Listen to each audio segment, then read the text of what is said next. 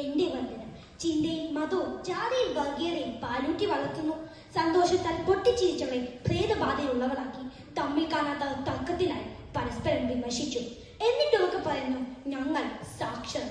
അതെ, വിദ്യാഭ്യാസം സമൂഹത്തെ മാറ്റുന്ന ശക്തി എന്ന വിഷയത്തെ ആസ്പദമാക്കി എന്റെ ചില അറിവുകൾ നിങ്ങളുമായി പങ്കുവയ്ക്കുന്നു. പ്രാന്താലെ പോലെയുള്ള നമ്മുടെ ലോകത്തിന് വെളിച്ചമാവാൻ ശക്തമായ ഒരു തലമുറയെ വിദ്യയിലൂടെ വാർത്തെടുക്കേണ്ടതുണ്ട്. വിദ്യാധനം സർവ്വധനാൽ പ്രധാനം. കൊണ്ടുപോകേണ്ട ചോരന്മാർ കൊടുക്കും തോതേറിയിടും എന്ന ഉള്ളൂരിന്റെ വരികൾ എത്ര അർത്ഥമുള്ളതാണ്. സമൂഹത്തോടും കുടുംബത്തോടും രാഷ്ട്രത്തോടും നമുക്കുള്ള കടമകളെ അറിഞ്ഞ് ബഹുമാനിക്കുക എന്നുള്ള ഒരു മാധ്യമമാണ് വിദ്യാഭ്യാസം. വിദ്യാഭ്യാസത്തിന്റെ ആംഗലേയ പരിവർത്തനം ലാറ്റിൻ ഭാഷയിൽ നിന്നും ഉത്ഭവിച്ചതാണ്.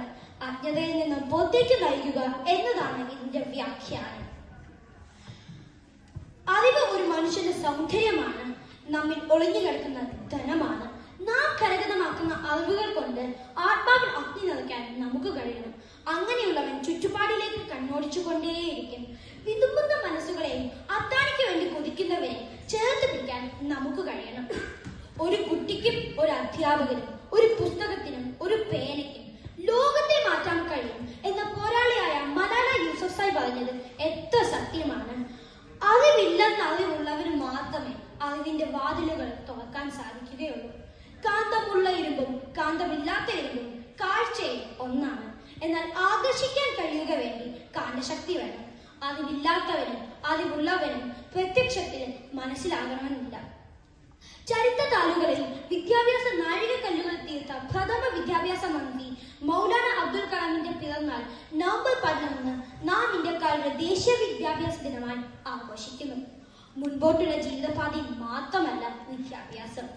വാസ്തവത്തിൽ അറിയുകയും അനുഷ്ഠിക്കുകയും അനുഭവിക്കുകയും അനുബോധിക്കൊള്ളുകയും ചെയ്യുമ്പോഴാണ് വിദ്യാഭ്യാസത്തിന് പൂർണ്ണത ലഭിക്കുന്നത്.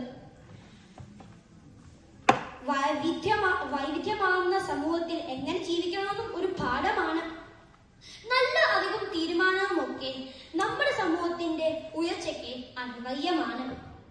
സ്വയം ഉയരുക, ചുറ്റുമുള്ളവരെ ഉയർത്തുക, നല്ല സമൂഹത്തെ വാർത്തെടുക്കുക. നല്ല സാമൂഹിക സാംസ്കാരിക ശാസ്ത്രബോധമുള്ള ഉത്തമ പൗരന്മാർ ആയി വരിക. പ്രിയപ്പെട്ട ചാച്ചാജി പറഞ്ഞതുപോലെ ചരിത്രം പഠിക്കാൻ എളുപ്പമാണ്, എന്നാൽ ചരിത്രത്തിന്റെ ഒരു ഭാഗമാകാൻ കുറച്ച് കഠിനമാണ്. അറിവും കർമ്മവും കൊണ്ട് നക്ഷത്രങ്ങൾക്കപ്പുറത്തേക്ക് ചിന്തകളെയും കണ്ണുകളെയും കൊണ്ടുപോകുക. വിജയം നിങ്ങളുടെയാണ്. ലോക സമസ്ത സുഖിനോ ഭവന്തു. നന്ദി, നമസ്കാരം, ജയ് ഹിന്ദ്. എല്ലാവർക്കും കേരള പിറവി ആശംസകൾ.